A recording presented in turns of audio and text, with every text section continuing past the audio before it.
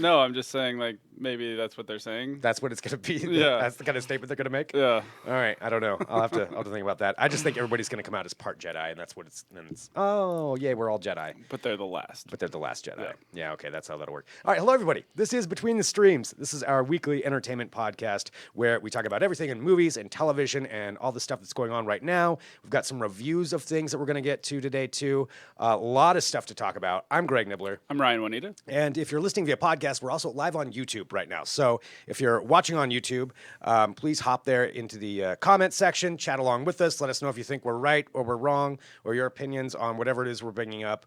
Right now, though, I think we have to get to the big story that just kind of broke today. Yeah. I mean, broke. Maybe that's not the right word to use for it, but it broke. It solves a mystery. Yes. That we've had. Mystery solved. Having to do with the upcoming new Star Wars episode 8. That would be, and we already got the name, which was The Last Jedi, and so we found that out. I don't know, a month ago or so, maybe a couple months, and what we've been wondering, and we've seen all the speculation about it, is what does that mean? Does that a singular person, or who is the last Jedi, or is Jedi who even are the last singular Jedi? or plural? Yeah. And that's what we are finding out today, and because we've seen the title come out in some other languages where you have to specify exactly whether it's plural or singular, and in the German one, the German title is kind of one of the big ones that we saw that came out, and the title for that is, I'm gonna mispronounce this really wrong badly, but Die letzten Jedi. I think that's right. Die letzten Jedi. Yeah. Probably Which shouldn't do a means German accent with it, but the Jedi, as far as like multiple Jedi, multiple plural Jedi. So now we know. So if it was, It is not one Jedi. It is multiple Jedi.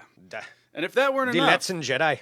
if that weren't enough, I'm not gonna work on the German the accent. Spanish one is called Los Últimos Jedi. Los Últimos Jedi. Ultimos, also a plural. Yeah, plural use of that. Exactly. So Not now El we know. Ultimo. And that was the big theory was it could be one or it could be many. And at first everyone thought it was just one. And then somebody's like, by the way, did you know that Jedi is also the plural? Yeah. Like moose and stuff like that. Yeah. So there we have it. So what does this mean now? Yeah. I mean, we don't have a lot else to go on, but I at mean, least we've solved that mystery. We know Luke's in there. I mean, Exactly. And a lot of obviously. people are thinking that Luke was going to die in this series because there's only one Jedi left, and that would leave it to be Rey. Well, I mean, he Daisy can't Ridley's make character. movies. Can't keep making movies forever. I mean, Yeah. they're gonna have to move out some of the characters at some point. Well, and that's the other interesting thing is, like, why are these the last Jedi? Like, is there no one coming after that? Which we were joking about as the show started. I mean, I guess there's still a lot to ask about, but now we know that this could be multiple, and that could include, as some people were talking about today, that Kylo Ren could switch to the light. Yeah. As we saw. Which he started off training as a Jedi. So. He started off as a Jedi, and as we saw, he was very conflicted still during the first episode. So that's a possibility. And of course, there's also John Boyega's character Finn, who seems like he may have some Jedi. Yeah, kind of. I'm stuff still not sure happening. what is going on there with him. Hard to say. Yeah. Also, Oscar Isaac is a really good pilot, like out of control good pilot. And as we know, if you're an awesome pilot, like that is one of the things that Jedis are. They're always really good pilots. See, but this is where I worry about it. Now, Maybe just everyone's a Jedi. We're all Jedis. Yay. That's too much. They've got to narrow it down somewhat. Yeah. I mean, I hope they kind of throw it for a loop and Rey's not a Jedi, and then somebody else. That's never going to comes happen. in. No, come on. Rey's going to be the Jedi. You don't hope and I that like anyway. And I like Rey. I mean, Yeah. it's a good character, but Everyone knows she's the Jedi. The real question is, who else is a Jedi? who else is a Jedi? Yeah. Yeah. I hope they keep it a little bit limited. Like, Yeah. The theory of Kylo Ren maybe switching, that I like. I guess, but after you can we Yeah. say it? After you kill Han Solo, like I don't think- know. I don't know if spoilers. you're okay to be a Jedi anymore. Yeah, that's I think true. that That's makes you kinda hard just to come super back. evil. Yeah. It's Han freaking Solo. Yeah. Yeah, that is that's a bad move. It's a big question. A lot of questions still, folks. If you have a theory, please drop it in there on YouTube or send us an email, podcast@digitaltrends.com. Let us know what you think and what your theories are on The Last Jedi, which we do know is plural now. So More than one. more than one. So we'll find out more. We'll get more and more details as the year goes on. You know, I'm sure now they're going to start speeding stuff up. I think we're supposed to get the actual trailer. They estimated in the spring. So Really, that early? I would have thought Yeah. summer. Yeah, it was one of the That should be producers interesting. said she was anticipating the spring. So, I mean, that's exciting. I don't know if you remember how exciting it was when we got that first Force Awakens trailer. Yeah, when they were because it was the whole rebirth of the franchise. And when they showed the tropical that's Rogue One. Rogue One, excuse me. Yeah. That's right. That was no, Rogue I'm One. talking about the first Force Awakens when they showed the Millennium Falcon and the Death Star that was Death Star. God dang it, the destroyer that was crashed into the ground. Oh yeah, that's what I was going for. There, I knew I had something in there. He's gonna get it, everybody. It just took me a minute to work it out. Taking a look here on the chat. Yes, Steve says we all get a prize. Everyone gets a trophy. We're all Jedis. Yay! Well, that's what we found out though. So the Last Jedi is plural, and that's what we found on that. So we got a lot of other things to get to here too. We've got some Stranger Things news. We know a little bit more about the longevity of that franchise. We've got some updates on Netflix shows that are coming out, Scarface, some Philip K. Dick stuff. So we're going to get to all those. Before we do that, though, we do have to talk about what is coming out at the box office this weekend. And we don't really have to, but we'll mention what's going on because there's some movies I think people are excited about, whether or not they're good or not. I don't know. Yeah. And the first one, I've been seeing promotions for this thing for it feels like years, and now it's finally here. I've actually seen so much promotion for it. I thought it had already come out. But it's The Great Wall, the one with Matt Damon, where he goes to China to save the Chinese people. Yeah, very similar to a Tom Cruise movie that was The Last Samurai. Yep. If you'll remember. There's a little bit of a twist to this though, and I don't think this is a spoiler because you see it in the trailer. No, everyone's seen these trailers. Yeah, and so it's a period piece. Who knows when it's taking place? I don't even know what the year is they're saying, but ancient China. And he is going there to protect the Great Wall, or no, he's going there to get gunpowder. They have a Great Wall, but the secret is the Great Wall wasn't built to keep the Mongols out. No. It was built to keep aliens out, which is just, aliens. Yeah, that's what it said. That's what I thought they were just monsters. Maybe they're just monsters. I thought they were alien monsters. I think you're just making stuff up. Okay, well, either way, they're monsters. They are dog-like creatures that look like dragons, and we've all seen these. So anyway, it's not getting good reviews. The really interesting thing about this, the director is like one of the premier directors in China. He's like known for his spectacle movies. He's like, I don't know if he's the Chinese Michael Bay or if that's rude to call him that. I don't really know because I haven't seen many of his movies. Yimou Zhang is his name. Okay. And a lot of people are excited about this movie. It's an interesting thing because it's another one of these joint ventures between Chinese production studios and Hollywood production studios. Mm-hmm. And the idea is we can all get together and make a big movie that both audiences are really going to like, and then we're going to make even more money. The problem is when you try to make a movie and the big thing you're thinking about is how many people you can draw to it and how much, you got dollar signs in your eyes. I think that is always a recipe for disaster. Yeah. I mean, it works sometimes. The Transformer movies worked pretty well. But even then, like the first one was about building on nostalgia. It wasn't about making dollars. No. And I mean, it was about making money as well. Everybody wants to make money. But cashing in on this just seems like a bad idea. And from what we heard from our reviewer, Rick Marshall, the interesting thing he said is that if it didn't have the American element, he could have watched it because the Chinese like action movie sensibility is just different than the American one. Like Crouching Tiger, Hidden Dragon is one of the few that crossed over. Sure. But that's a better example of the traditional style, like Chinese action movie. Okay. And it's just kind of a different style than the American style. And he just didn't like the way that, the amalgamation of the two just didn't work, especially with Matt Damon at the helm. Matt Damon. So no surprise to me, this is not doing great. It's not doing terribly, but it's somewhere around 40% on Rotten Tomatoes right now. That's not too good, though, either. Yeah, it's not great. All right, well, that's The Great Wall, which is out this weekend. A couple other ones that are out this weekend. And this one I was actually kind of excited about because we saw a trailer for it during the Super Bowl, and it's a horror movie, A Cure for Wellness. Yeah, and it's by Gore Verbinski, who's done some cool movies before. He did the original The Ring, the American version, I should say. And he's also worked with Disney on the Pirates of the Caribbean movies, and he also did Rango, which is kind of an interesting mix of things. Yeah. But yeah, this is about a hospital, I guess, that people go to become well. It's like a very upscale hospital, but something's wrong in the water. Very wrong, yeah. And bad things are happening. It looks really creepy. There's some kind of disease that they're being given. There's like slithery things all over the place. But this is another one that's getting sort of panned. Yeah. unfortunately. Well, darn. It's at about 40% as well. I'll still watch it. I won't go see it in the theater, but I'll go watch it. Yeah, maybe. Something. I'm not going to watch it. Yeah, okay. And then there's Fist Fight. Yes. Which is a movie about Charlie Day making Ice Cube mad, and they get in a fight about it. And I don't know how this couldn't have been a blockbuster success, but apparently it wasn't enough to pull this movie along. This is sitting at around 31% on Rotten Tomatoes, a 3.3 average or somewhere like that.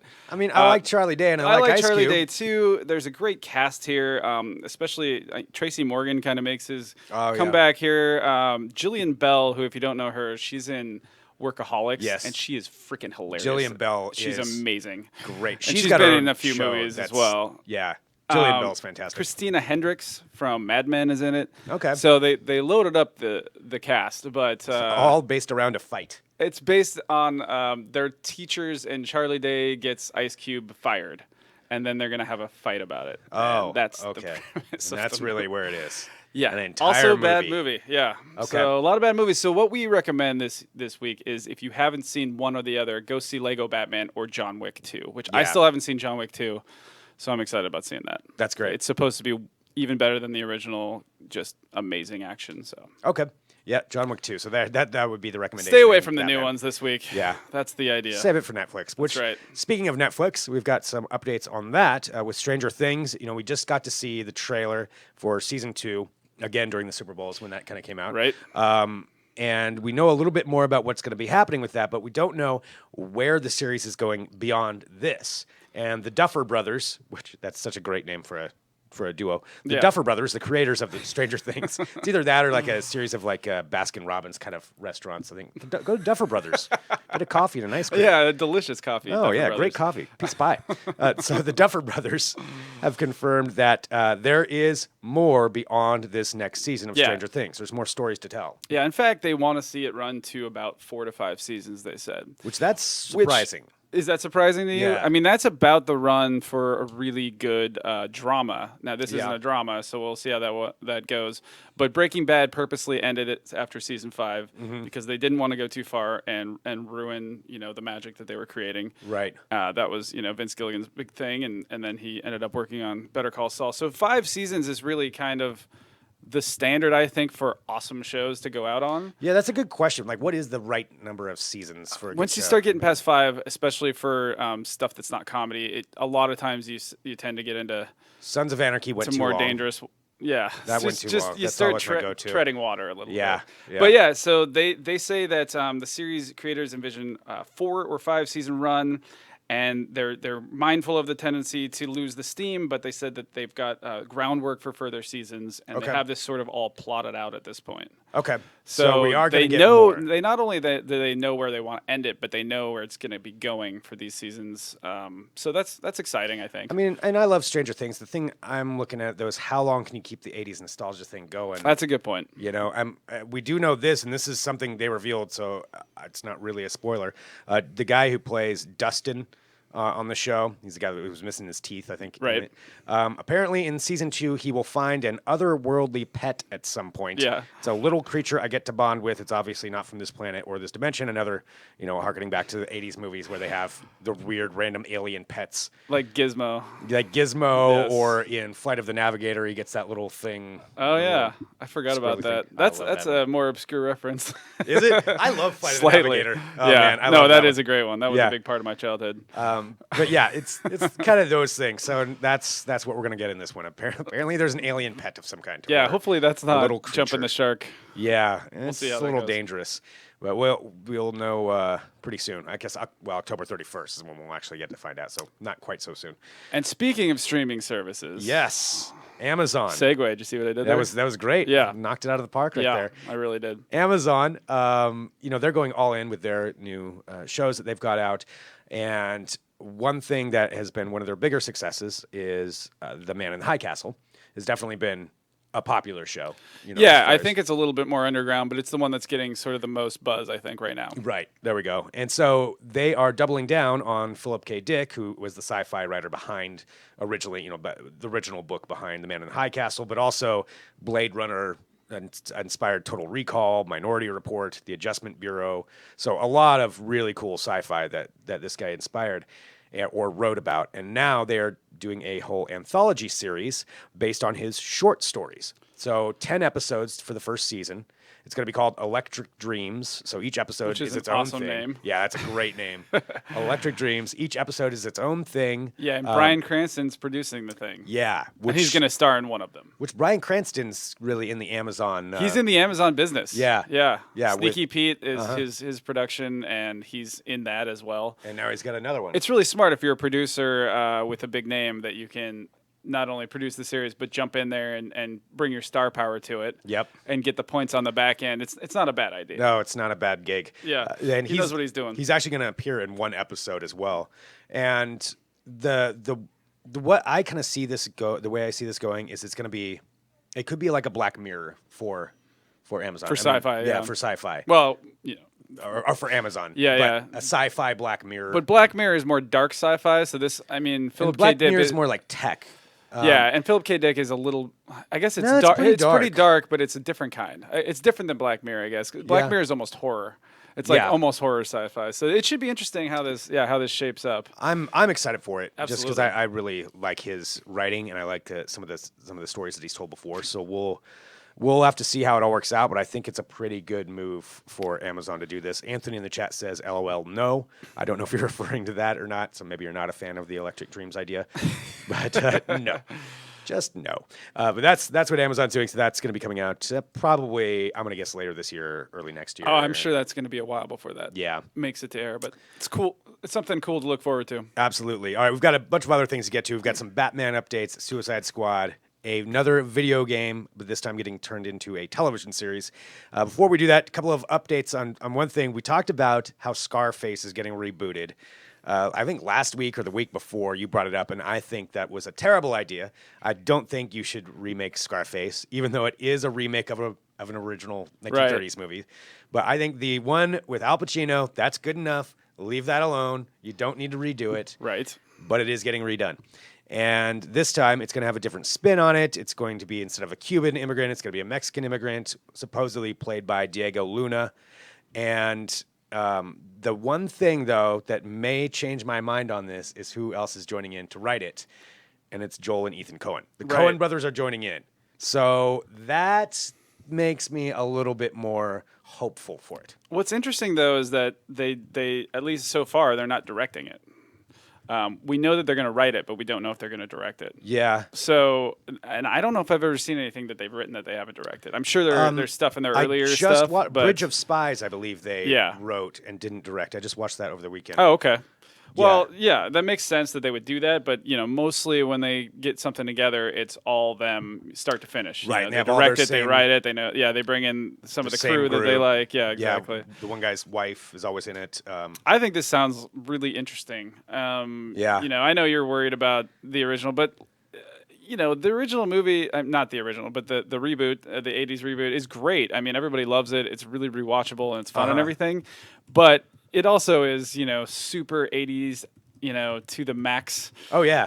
The soundtrack, everything. Oh, my God. The world is yours. Yeah, Welcome to the Limit is one of the most amazing songs. Welcome to the Limit. Do. Oh, yeah, it's one of the best montages ever. It's quite good. Yeah. And, South Park has used that healthily in their series. But I don't know. I if the Coen brothers are on board, I'm on board. I'm hesitant. Yeah, in the live chat was asking if we've talked about Castlevania yet. We will here in just a minute. But is excited about the new Scarface movie. So yeah, maybe you're excited for it. Let us know. Maybe this is good. I mean, I think everything's good for me except for using the name Scarface. If they change the name, I'm in. Scar guy? Scar guy, yeah. Scarforce? Yeah, Scarforce, that works. That works for me. Old Scary? Cutty hands, Old I don't know. Scary McGee? Old Scary McGee, yeah, that's all fine. Scab face. I don't think it matters, man. Everything's going to be rebooted eventually anyways. All right. Something else I wanted to bring up just briefly, only because it's the worst thing ever. It's the worst thing ever. And it's Apple, and you don't expect the worst thing ever to come from Apple. No, and we all know that Apple's been for a long time, they've wanted to get into original content and some kind of streaming, Apple TV, everything else that they've had going. And then we also know they're working on a biopic style series with Dr. Dre. That's going to be kind of weird. We know there's going to be orgies in it, so that's kind of odd. That's strange. Yeah, but yeah. Now they've got a new show, and this is something that's going to be coming to Apple Music. So I'm assuming you have to be an Apple Music subscriber. But it's a full-on television show. Basically, I'm going to be honest, they're trying to rip off Shark Tank, and it's called Planet of the Apps. It's like Shark Tank mixed with The Voice, because they have all these rich celebrities, and the people are pitching their apps to these celebrities, including lifestyle guru, in quotations, sarcastic quotations, Gwyneth Paltrow, who sells like $30,000 dildos on her site. For real. Wow. Okay. Yeah, that's real. And, Will.i.am, Jessica Alba, just like, whatever, just celebrities. They pitch them to these celebrities, and do these celebrities fund these projects like Shark Tank? No. Then they get on their team, and then these app professionals pitch to one venture capitalist site or one venture capitalist group to fund their project. Now, there's so many questions here. Couldn't these rich people just fund them themselves, for one thing, if they really believed it? If they really believed in it? No, it could still be a show. I mean, that's what Shark Tank is. Yeah, that's true. Shark Tank is about these rich people who fund this show. But then they bring in the Voice thing, where these guys are like coaching them to pitch to this venture capitalist team that they're bringing in. Yeah. It seems just totally set up. It seems bogus. It seems silly. If you have a great app idea, you don't want to pitch it to one VC firm. You want to pitch to dozens of VC firms to see who you can get money from and see who will give you the best deal. Plus, if you there are just so many reasons why this is going to be awful. I mean, if you pitch it, and aren't you just telling everyone your great idea so anybody else can go out there and kind of rip off? Well, I suppose that's true, but this show isn't going to air.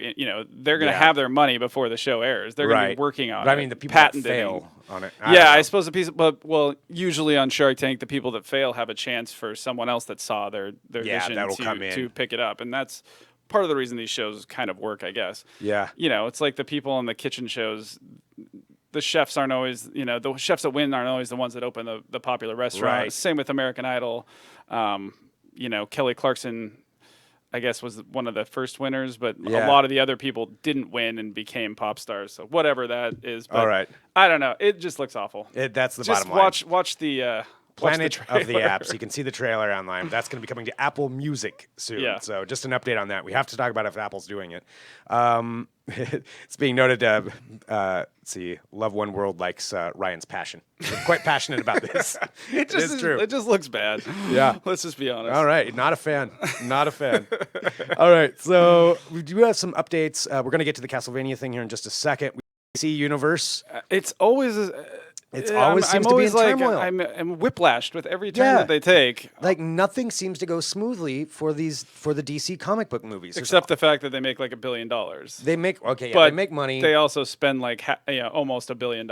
Yeah, on marketing it and making it. Yeah. Yeah, and there's been some director issues that have clearly gone on with the new Batman movie, the solo Batman movie. Yeah, so we talked about that. Ben Affleck stepped down as the director a couple weeks ago, I think it was. And he was going to direct it and do everything and be Mr. Batman for all of it, but now he's stepping down as director, and the word is now that Cloverfield and Dawn of the Planet of the Apes director Matt Reeves is reportedly in line to be hired for it. Which that could be cool. That could be cool, and he's come in and kind of saved some franchises before. For Dawn of the Planet of the Apes, the second one in that series, right? The original director dropped out, and he came in. Oh, okay. And saved that, which I thought that was a great movie.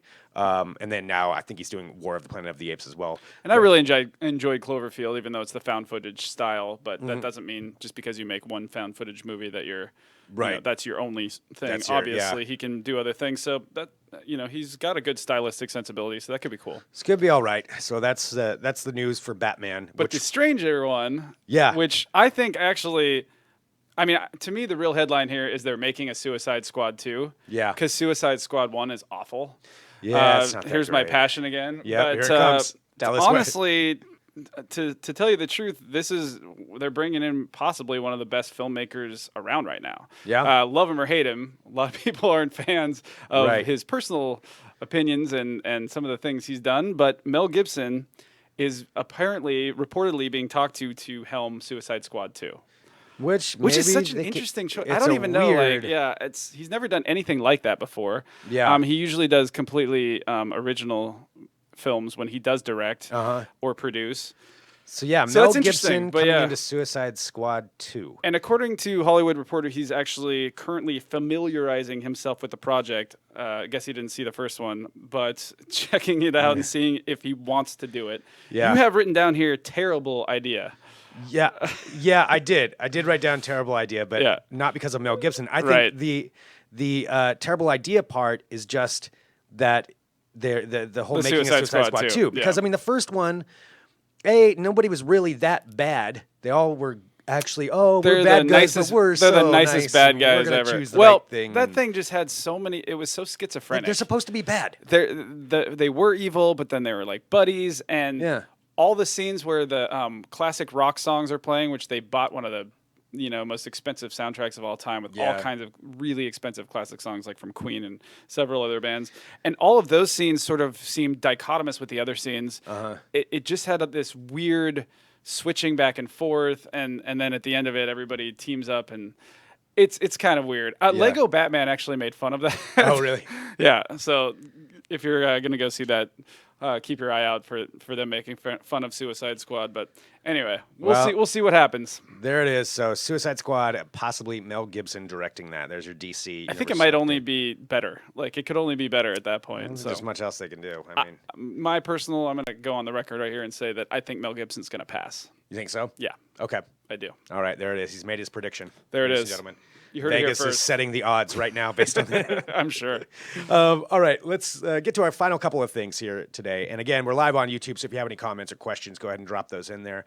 And it sounds like people wanted to hear about this, and that is a new animated series that's coming to Netflix based on Castlevania, the classic video game. I pulled a clip. If you're watching on YouTube, I pulled a clip of the actual video game play from back in the day. Now, were you a Castlevania fan? I was. Were you a player? Yeah. I always knew about it, and I always thought it was cool, but I've only played like one of the games. And me too. It was Castlevania 4. It's a really hard game, actually. It is. It's difficult. And if you haven't ever played it, the game is essentially, it's based on the Belmont family, who is a longtime family of vampire hunters, and they're trying to hunt down vampires and Dracula, and that's how it works. Can I bring some super nerdery into this? Please do. Okay, do you remember the Nintendo series that was out in the 80s? Yeah. Where the kid gets pulled into the Nintendo world? Yes, I do. And the only thing he's got is his Zap gun. Total product placement, to the limit. I believe, and check me if I'm wrong here in the comments, that the only game that dude couldn't beat, like he was supposed to be a Nintendo master, but the only game he couldn't beat was Castlevania. Oh, that's funny. I don't know. I'm really pulling that out of nowhere, but that's some nerdery. I believe that's true. Anyway, this is an interesting idea. I think we all have a soft spot for Castlevania, and again, this is building on the nostalgia of the 80s and seeing how you can do with that. And Netflix has had great success there, so no reason why they shouldn't do it again. And they've already confirmed 2 seasons. So there's 2 seasons of it that are going to be coming out. It's going to be produced by Adi Shankar, who did Dread and The Grey. So The Grey is a pretty good little action flick, if you haven't seen it, with Liam Neeson. No, I don't think I have seen it. Is that the wolves? Yes. Okay. He gets stranded out in the woods. He has to fight wolves. It's awesome. And Dread, if you haven't seen that, is really great as well. Dread's fantastic. Yeah, really good action flick. And so he's going to be producing this for Netflix, set to launch later this year, the Castlevania series. Just a couple other notes that we have on it. It'll be written by comic book writer Warren Ellis, known for Red and Transmetropolitan. Adventure Time's Kevin Cold will also be involved, but we don't know to what extent. And Shankar, he's kind of known for projects that are violent and gritty, according to this report. So that's I mean, good. The Grey is both those things, and Dread is really both those things. Dread's really violent. Super violent. Yeah. And I'll use the ultra on that. It's ultra violent. Ultra violent. Yo, definitely. Yeah, Dread is ultra violent. But he claims that this will be the Western world's first good video game adaptation. So that is a claim. Statement. That is a bold claim. That's a bold statement. I like it. I'm excited for it. I mean, I will definitely check it out. Just based on nostalgia alone, then it's going to have more than that. Like, she's a grown woman, but she's a rich kid, so she still lives at home with her parents, and she's just a snotty brat and thinks everything belongs to her. And Are we live again? Oh, okay. I see us moving. Oh, are we back on? Okay. Yeah, it does look like we're moving. Okay. All right. All right. Well, Hi. yeah, if you're watching, Sorry. you get to see the that bonus footage right there of us crashing. Well, that kind of wraps up Castlevania. So we know the new series is coming out on Netflix later this year, and then the second season will be coming next year. So already 2 seasons confirmed. All right, let's get to the final topic here today, and it's just something I wanted to bring up. So we went live on Facebook earlier today and just asking what new television series people are watching, because there's so many different shows you can watch across so many different platforms, and it's hard to keep up with everything. And this is one that I just started watching. Now, I'm a year behind. You know, technically it was end of 2015 when this came out, but nobody had been talking about it until now. No, like really. I mean, it started getting critical acclaim recently, as far as in the press. So yeah, and the second season it's definitely kind of a sleeper hit. It's a sleeper hit. Yeah, and it is The Expanse. So The Expanse, if you've maybe heard the name of it, or if you're completely unfamiliar with it, it's a sci-fi show. It is streaming for Amazon Prime members right now. The first season, so that's where I'm actually watching, is on Amazon Prime. The second season just came out, so it's airing right now. But it is it's a space opera is actually what they classify it as, a space opera. No singing, just a space opera. And it takes place a couple hundred years in the future, in the 23rd century, and it's the humans have colonized the solar system, and the UN runs Earth, and then Mars is its own separate military power. Weird. And then you have the people in the outer planets, which is the asteroid belt mainly, and they live on Ceres and different asteroids, and they mine for water for everybody else. Right. And they're kind of like the lower class people in this. Their bodies are all messed up because they grow up without strong gravity, so they have weak bones, and they grow really tall, and their bones don't fuse correctly because of the low gravity. So there's all those kinds of aspects in it. But the whole show is about basically Mars and Earth are in a Cold War. They're about ready to go to war. Wow. They get, like, any spark could start a war, and this is what you find out in the very first scene of it. They actually explain this, that Mars and Earth are on the brink of war. And, you know, of course, if that happened, that'd be terrible, but that's what's going on. That's what I've always been worried about. You always got to worry about those Martians, man. Don't trust them. Yeah. I can make so many jokes right there, but I won't. But anyway, so Mars, I won't. But Mars and Earth, and then you have the Belters, which is what they call the people on the asteroid belt. That's their word. I started watching it because I do love space movies, and I do love things like this. I will say this, the best I could compare it to right now, and I'm not even done with the first season, but I am absolutely watching the rest of this, and I'm going to start the second season, is if you're a fan of Battlestar Galactica. Yes. The reboot. You will like it. I think you will like it. Well, we just got done with the series we were watching, so this is exactly what we needed. It's a lot of politics, you know, and there's that aspect combined with the space side of it. Which is a big part of Battlestar. Yeah, exactly. Well, and that's, Star Trek I know we're really behind on this, but you know, I think there's a lot of people that didn't know about it. Yeah, I think I'm game for it. So I still think a lot of people hearing about this for weeks and weeks, and you know, I had heard whispers of it before, but now it just seems like it's ramping up to the point where it's a must-watch series at this point. I think you got to watch it. If you didn't like Battlestar Galactica at all, if that's not your style, you know, with the kind of the political side with space, maybe more of a Star Trek fan, that's probably not for you. But if you like any of those things that I mentioned, it's kind of got it all going for it right now. Again, haven't finished. I think I'm episode 6 is where I'm at right now. And isn't one of the aspects is that this is a freighter carrying ice? Yes. Because that's how they transfer water to... Those are the people who live on entities that don't have water on their planet or their asteroid or whatever. Asteroids, and they make episodes. We love to hear from you guys. If there's a show you think we should check out, let us know. Send us an email, podcast@digitaltrends.com, or leave a comment on one of the locations you find this show. Let us know about it, because we'd love to find out more stuff. You know, there's so much out there; it's really hard to keep track of it with as one person without somebody else letting you know. Absolutely. So it looks like we're live again. Okay, we're live back. Well, we're wrapping it up right now. Wrapping up The Expanse. Good show, and we like it. Yes. The Expanse is fantastic. Sorry for the technical difficulties this week, folks. We promise to work on this. Well, since we're back, I'll just do a whole other closing then. So we'll do that again. So The Expanse, based on 9 books that are out. I think 6 books are out and 3 more are coming.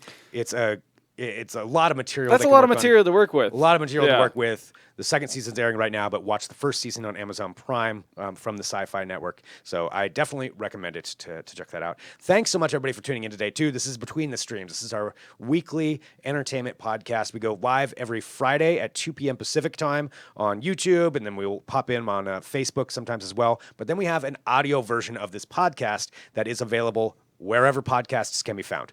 You can find Between the Streams. Just type that in, subscribe to this and our other shows here at Digital Trends. And we look so much better on podcast. Absolutely. God, we look good. It's way better on the podcast version. So go ahead and subscribe to that, and we appreciate you tuning in. Send us an email if you've got a show that you think we should watch. We always like to find out about new television shows, so please send us an email, podcast@digitaltrends.com.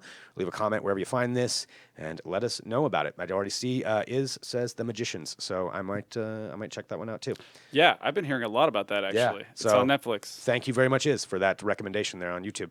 So thanks so much everybody for tuning in. We'll be back next week with another episode.